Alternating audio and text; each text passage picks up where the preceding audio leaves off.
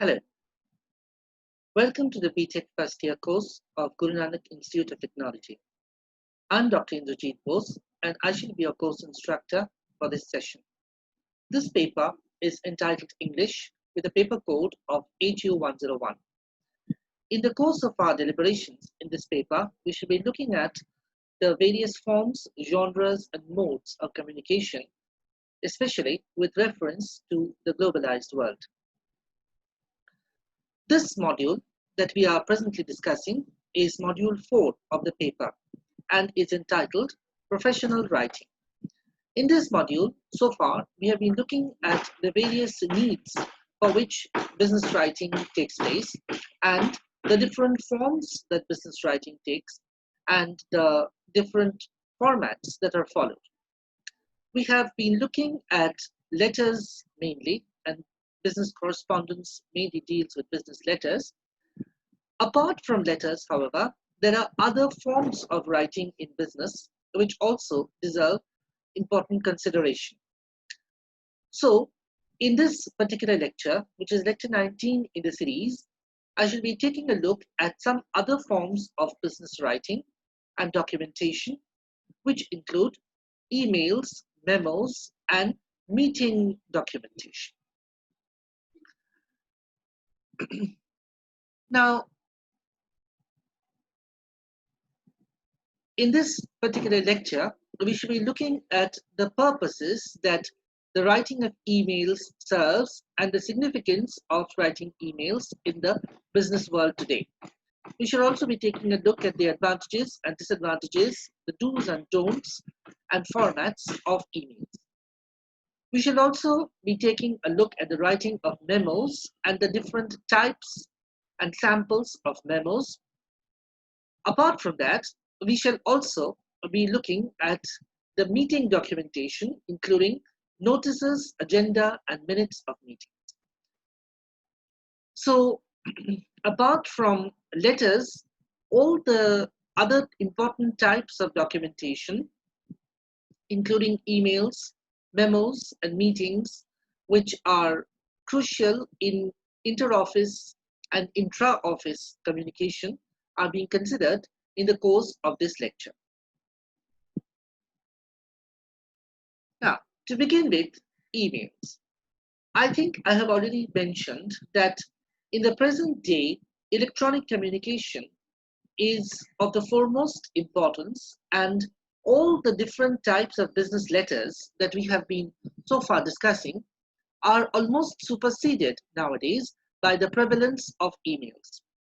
In fact, we can say that all the business letters that we have discussed so far are now available in their e-versions, or there are email versions of these letters which are currently fashionable and currently used all the time. So people are more prone to send emails to serve those purposes rather than to send letters. But what are emails basically? So they are electronic mails, and I think all of you are conversant with them and use them in your everyday needs. But of course, there is a difference between the kind of mails that you write. I think that you have mail accounts with Yahoo, Gmail, or any other service provider, but the mails that you send are probably mostly personal mails sent to friends, relatives, and other people in your contact circle. However, emails, which are most widespread in the business world, are in the sphere of official mails. So they do not come within the sphere of our personal mails.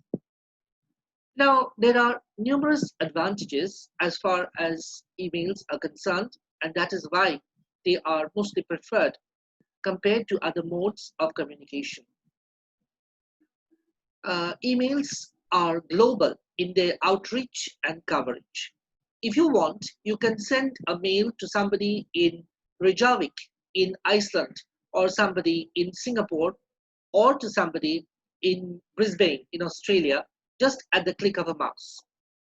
And that person can also reply back to you within a few hours or even minutes. There is worldwide connectivity.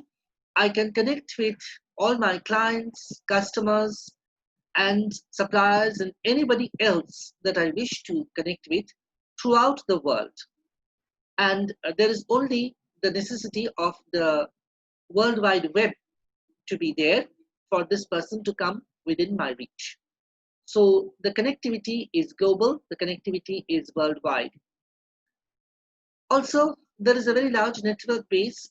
A single mail can be sent to multiple recipients at the same time. I can simultaneously send it to 5 different people in 4 different places. So the sending of electronic copies to people does not require any further effort or cost or time. Also, it is more economic and cost effective. So it saves money as well as time. And we know that in business, time is money. So it's much more economic compared to other kinds of business solutions. It is a cheaper alternative to sending things by post, for example, where we have to pay freight charges or other kinds of postage and delivery charges. Again, multimedia attachments or large attachments are possible.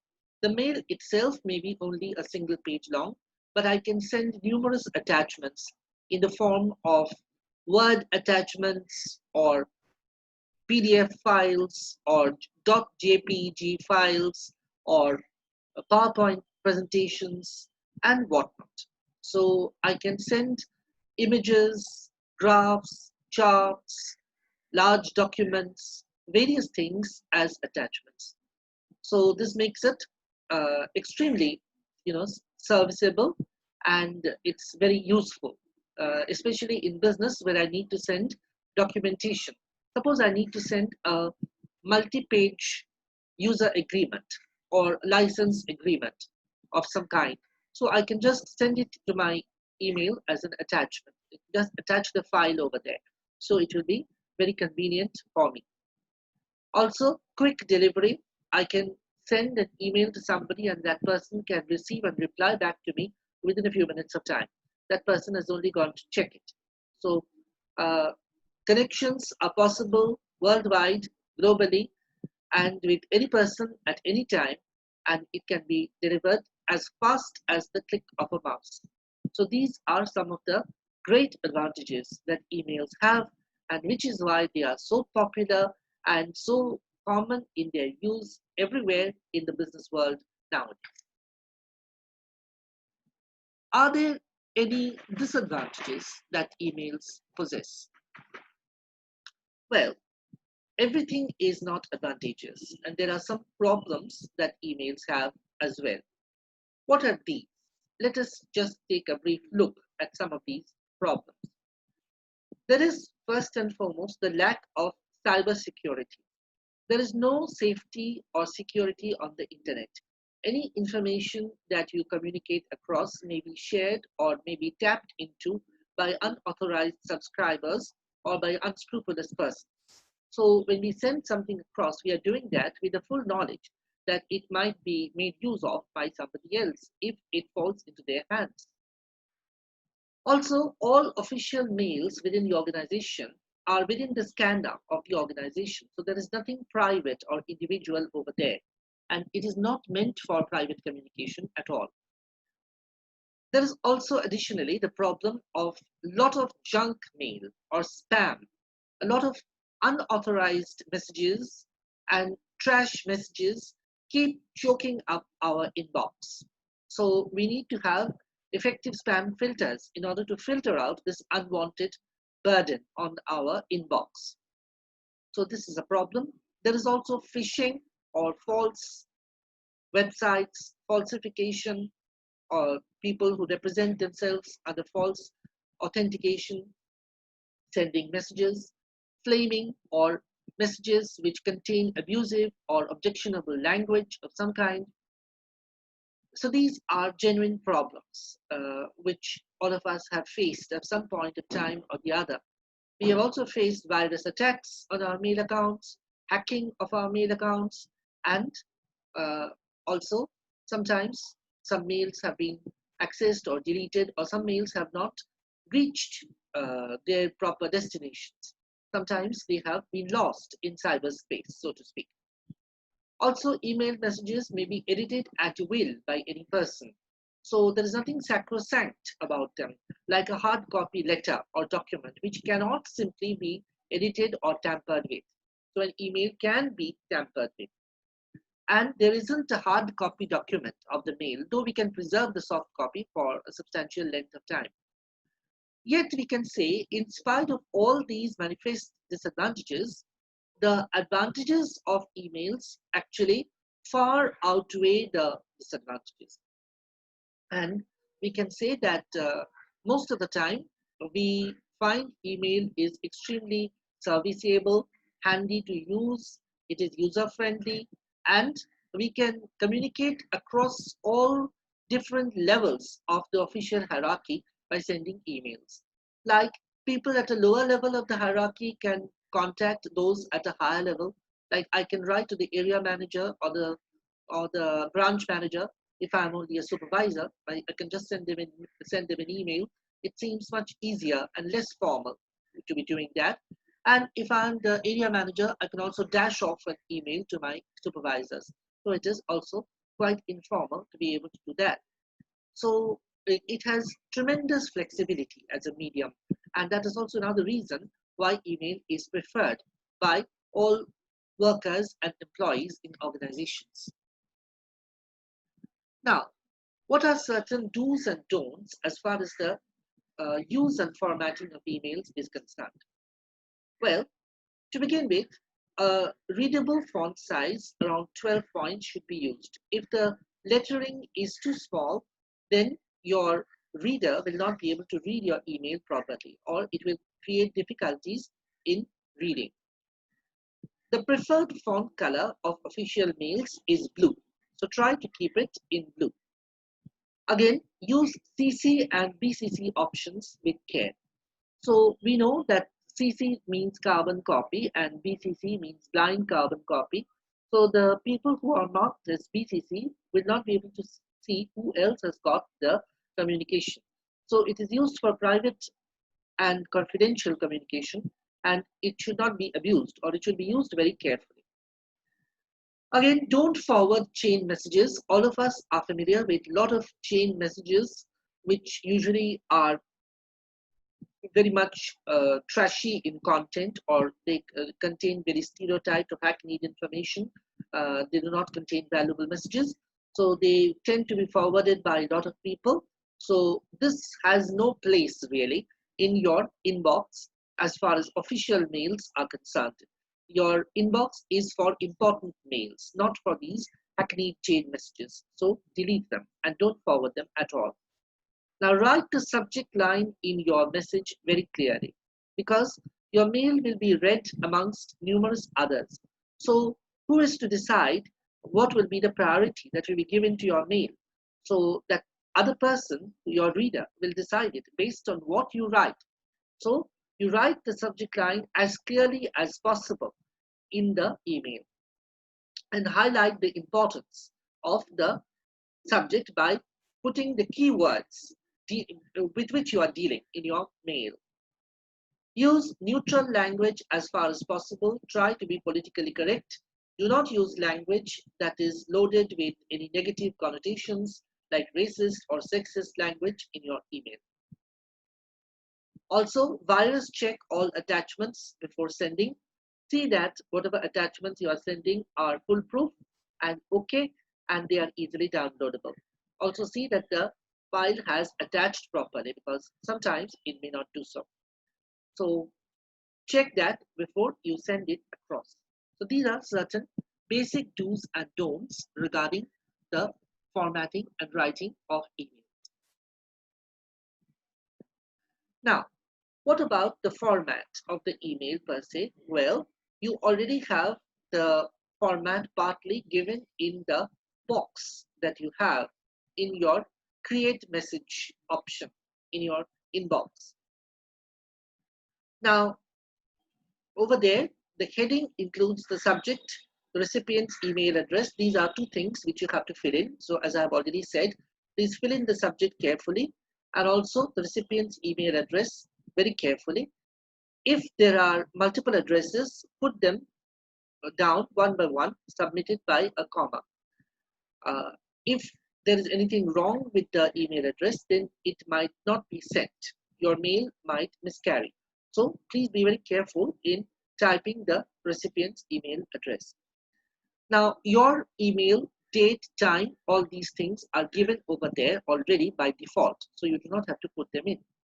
Now, copy to, are you giving a copy to anybody? If so, again, put down the mail address carefully or addresses carefully. Now, the body of the email is formatted like a formal letter, and it is convenient to divide it into paragraphs. Don't make the paragraphs unnecessarily long. Try to keep them short and to the point. Use a formal salutation and keep the contents as concise as possible, and use a formal leave-taking phrase like yours sincerely, yours truly, yours faithfully, and so on. And refer to the attachments or give the list of attachments that you have enclosed in the mail for handy reference to your correspondence. So these are certain points regarding the format to keep in mind. Let us look at some samples of email messages now. This is sample A of a business email from the USA. We find that the recipient's name, designation, and address is given on top, just like in a formal letter. David S. Brinkman, 270 Schuler Drive, Los Angeles, California, 4300279. So possibly the postal address doesn't have any role to play over here because it is not going by post, but still it is formal to give this full address. So that is given over here at the top. Then the date, 23rd February 2018. Then look at the salutation. This is very, very informal. Hi, Dave. Now, in the American context, this kind of salutation may be appropriate because there is probably a long-standing good relationship between the correspondent of this mail and the recipient of this mail. So even business partners or customers sometimes are referred to by first name terms in America. So this is appropriate over here. However, in the Indian context, it may not be entirely so appropriate. Now, what about the body of the mail? Let us read. Just to remind you that I shall be looking forward to receiving the first shipment of the total pinewood bedroom furniture, 2 closets, 1.7 feet into 4 feet bedstead, and a dresser by the first week of March, as I have completed the payment in February. Please send by courier. I prefer FedEx for speedy delivery. Regards, Mike Absalom. Okay, so it's very, very informal. The language is actually very, very casual, informal, and down to earth. It's also very simple and straightforward. It's also very concise. The relative formality or informality of the language, again, will depend on the context, the business context, again, that varies from country to country, even though international usage is fairly standardized. So there is salutation is rather informal, so is the language. Just to remind you, that's the beginning. Well, we in India would perhaps use a more formal phrase than that. And the purpose is, of course, to request the dispatch of the shipment of the pinewood bedroom furniture. The details are given because the payment formalities have been already completed. And also the writer is expressing a wish for delivery by FedEx because it gives speedy deliveries. So this is the business email, which is an American email. Now, we shall take a look at a business email from India.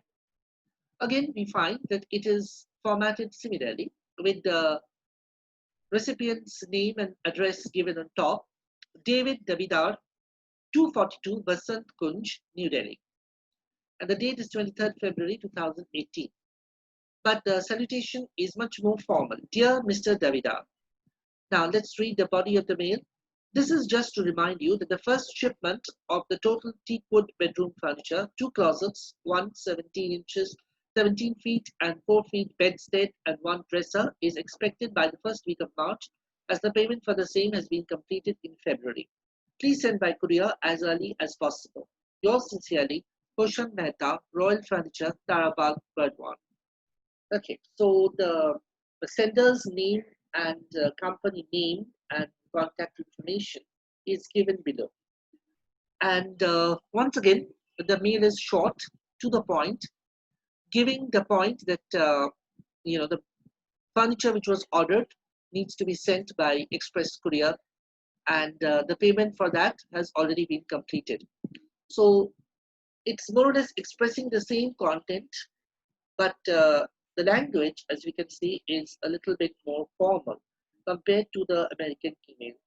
So here we see one example of how the usage varies from country to country. In certain countries, conventions require a much more formal usage of language rather than in other countries. Though, as I have said, that email conventions follow international business conventions. So they should really be standardized. But even within those standardizations, there are slight intercultural variations, which reflect the intercultural divisions between different countries. So between America and India, for example, there are certain cultural differences. So how we treat business colleagues or how we interact with them, the degrees of formality of address that we use, these are slightly different. So that is reflected in the language and the approach and tone that is taken in the email. So this was a sample of two different kinds of emails. So we have looked at emails and what they signify, and we have seen all their advantages and some disadvantages also. But of course, as I have said, that the advantages far outweigh the disadvantages, and we use them more and more for almost every type of communication that we have in the business world nowadays. Now, I would like to pass on to the other type of interoffice communication, which is there, that is the memorandum or the memo in short. Now, memos are short informative notes which are written for official purposes. They are important channels of communication. Now, basically, they are written because they assist in quick problem solving and they help in decision making also. They have a wide field of operations. They move across all levels of the official hierarchy, both top and bottom. So once again, it is quite flexible, and because it is short, it is extremely serviceable and can be sent across. So it's little more really than an official note. Now, what are the purposes for writing the memo? There can be several purposes, like to request for some action or information, or to explain or announce, or to give formal notice of something, or to confirm the details of a phone call or meeting or conversation. So I might have a conversation with my colleague and I need my colleague to take some action based on that. So instead of just asking him by word of mouth, I send a short memorandum to him. That makes it much more formal, and it places the thing on a formal footing, and of course he will keep track of that. He will not forget it. This is a timely reminder of the work that we have. Also, to suggest solutions to business problems. So there can be various business problems which are also dealt with by giving short memos as a response. And also to report the details of a project at regular intervals. Now we know that there are various ongoing projects in business concurrently, so we have to keep track of what sort of work is being done on these projects all the time. So memos are eminently serviceable in giving short reports on what is happening in these projects at various points of time. So these can be the various reasons why memos are written. the classification of memos. Now, memos, broadly speaking, can be of three different types. These are documentary memos, or ones which convey information, instruction, or explain or confirm policies. These are also known as memo reports. The ones about projects, for example, which I've just been referring to, that will be a type of documentary memo where I'm giving an update about a certain project. Again, there can be another type of memo which is called the congratulatory memo, where one gives credit to employees for outstanding work or achievements in various fields. So if I wish to congratulate a colleague of mine, I can send a memo across to him. Also, there can be the opposite of this, the disciplinary memo, or a warning to employees for violating the code of conduct of the organization. So if there's a breach of decorum or a breach of conduct, I can again discipline an employee by sending across a disciplinary memo. So all these are the different types of memos, and they all have standard style and layout of formatting. Let us look at the format of the memo now. Now, the memo per se is divided into 5 main segments to organize the information. First comes the heading, where we have the name of the organization and as the printed letterhead. Below that, the date or the current date, then to or the designation of the recipient, from the designation of the sender, and the subject, which is the topic or area of concern, given as a short single sentence. Below the heading would come the opening, where we have the context setting and the problem. That is the immediate context because of which the memo is being written. Then we have the addressing of the specific task and the purpose for writing the memo that will follow. After that, the next section is discussion, where the arguments supporting the main ideas are developed. So give the arguments one by one. Of course, the number of arguments will be encapsulated in brief because the whole memo itself is a short statement. And then there is some topic elaboration. So the discussion section contains the elaboration part of the main topic.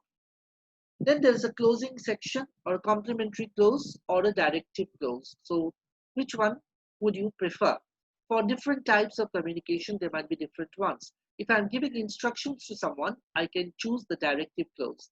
If I'm just ending the memo on a formal note, I can give a complementary close. Then attachments is the next section. So one refers to the attachments or adds a notation of what is attached. Again, I can add in numbered points that I have attached X, Y, Z documents to the memo. So whatever documents or official documents I need to attach, I will give the list of attachments in the attachments section following the close of the memo. And finally, there is the distribution list where I mention people and their designations. I can write CC over there, so they receive copies of the memo. For example, I can write CC product leader, CC team manager, product division. So they will all receive copies of the memo. So I just write CC and mention the names of the people or the designations of the people and the sections where they are working. So the memo copies will be sent to them. So this all is the structure and the layout of the memo. Now, this is a sample of the documentary memo. I'm reading out the sample for you to understand. So we have the company letterhead on top, as you can see, Saston Automation, Sector 47, Gurgaon. And the heading is Inter-Office Memorandum. So first we have the date, 24th July 2019. Then the recipient's name, head, employee operations. Then the sender's name and designation, area manager, north, and the subject of the memo, change in office timings. Then comes the body of the memo. The completion of the recently acquired project from the National Literacy Mission involving the printing of 20,000 booklets has necessitated longer production timings, whereas only 15 days are left for the deadline. So this is the immediate context for writing of the memo. That is, there is a project at hand which needs longer production hours, but the working hours do not permit for so much work, or the time is insufficient for it. Hence, in the executive body meeting on 23rd July, it has been decided that working hours should be extended for the purpose of meeting this deadline. So again, this is the immediate directive of this memo, that longer working hours. All employees are to be informed accordingly that the revised working hours shall be from 10 to 7 p.m. from tomorrow. Please inform all employees working under you. Ravi Chauhan. So we have the complementary clause, or rather the directive clause over here. Please inform all employees working under you, and the new working hours forms the main stipulation that is made by this memo. Now, let us look at a sample of a congratulatory memo. Again, we have the details like the company name and address on top in the letterhead, and inter-office memorandum is the heading. Again, we have date, and then the recipient's name, Suresh Chawla, accounts assistant, and the sender's name, Chetan Mehta, branch manager, and the subject is congratulations on new position. Now, what about the body of the memo? Let us read it out. You have been a long and valued employee of our organization for several years and have always given evidence of trustworthiness, willingness to work hard, and dedication. So this is the immediate context or the background, that this is a valued employee, a long-standing employee. I have great pleasure in congratulating you on your newly acquired position of Chief Executive Accounts, decided in the Managing Committee meeting of 10th May. I wish you every success in your new position.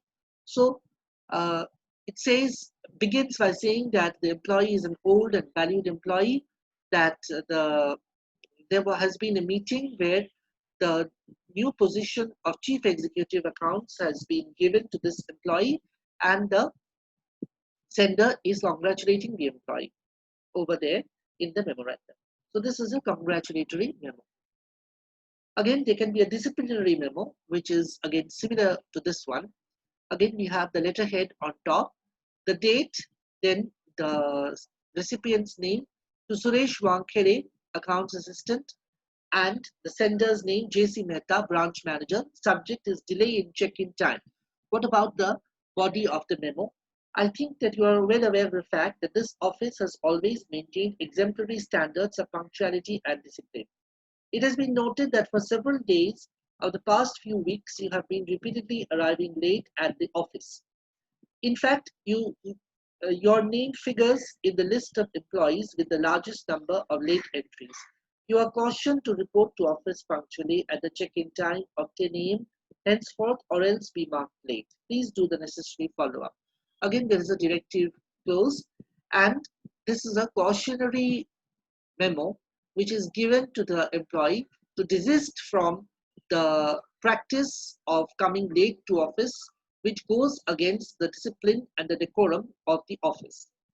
So this is a sample of the disciplinary memo. So these are the different types of memo samples. Now we can take a look at the meetings and the paperwork related to meetings. Obviously, meetings are very important forums for discussion and communication in the office. They bring ideas and people together and lead to decision making. Obviously, they need a lot of organizing, and paperwork is also involved over there. Before the meeting, we have the notice and the agenda that need to be framed and circulated, and after the meeting, the minutes of the meeting need to be circulated. So we shall take a look at all of these. Now, what about the notice and the agenda? The notice stipulates the date, time, and place of the meeting, the subject, and specifies who will attend. It is also signed by the meeting authority. The agenda is the list of items to be discussed. It is given in the form of a numbered list or in bulleted points. It may be sent as hard copy or by email. It is usually sent in the body of the mail. Okay, now this is a sample of the notice and agenda. So you can see the company letterhead is on top, Jardine and Henderson Private Limited, number 4 Clive Row, Kolkata 1. The notice is the heading and the date is given, 4th July 2019. The notice itself is short and very precise. This is to inform all departmental members that the next Purchase Committee meeting shall be held on 7th July, Friday at 3 p.m. in the boardroom. All are requested to be present. So the date of the meeting, the committee which is specifically meeting, and the time and the venue, these are all indicated. And who all are requested to be present. So all the members, they are requested to be present. It's signed by J. Ascott, Member Secretary. The agenda items to be discussed will be review of last year's performance, budget for this year, items for immediate purchase, clearance of suppliers' bills, any other item with the permission of the chair. This is the standard itemization procedure for the agenda. Now, the other documentation that is important with the meetings is the minutes of the meetings, which is a record of what actually took place in the meeting. So they mention the date, time, and the place of the meeting, the members present, absent, and the events and discussion of the meeting point by point, and also the decisions taken. They might also include the date of the next meeting. Now, again, we have a sample of the minutes, again, by Jardine and Henderson, Clive Rowe. Minutes of the Purchase Committee meeting held on 7th July 2019 at 3 p.m. So mentioning the date, the time, and the venue. The members present, the names are given together with the designations or the posts that they occupy. P. Evans, President, J. Ascott, Secretary, F. Forsyth, Accounts Chief, and the others. U. Murthy, Member, S. Chandra, Executive, Y. Tabrezi, Executive, V. Vasili, Executive, M. Burman, Executive, S. Raina, Executive, and Mrs. P. Chatterjee, Executive. Members absent, none. So I'm reading the sample of the record of the meeting. The Purchase Committee meeting for July was held with VP Mr. P. Evans presiding. The following were the meeting points. The meeting commenced with the reading out of the minutes of the last Purchase Committee meeting in March. Mr. Ascott read out the agenda items for discussion. Mr. Chandra presented a review report of the new soft drinks launched in the last fiscal year. Mr. Raina presented a review of the jams and jellies segment. Mr. Burman and Mr. Tabrezi read out the budget for the current year. It was proposed by Mr. Vasili, seconded by Mrs. Chatterjee, and approved by all present. Mrs. Chatterjee presented a list of items for immediate purchase, including supplies for the jam and preservatives section. This was approved. The suppliers' bills were all presented as cleared except for J.W. Mistry and Company. Mr. Murthy asked for an immediate clearance of the pending bills. There was also some discussion of rising transport costs. The meeting ended with a vote of thanks by the Secretary. It's signed by J. Ascott. So this is a sample of the minutes of the meeting. Here we can see there is a point-by-point record of all the discussion and the decisions that are taken at different stages in the meeting. And also the names of the people who are involved in the discussions are given. So it is a clearly, faithfully transcribed record of the proceedings of the meeting. So this is what is the samples of the minutes of the meeting live. So in this discussion or lecture, we have looked at three things which are very important: the writing of emails, memorandums, and business meeting documentation. So this brings us to the end of the lecture. Thank you.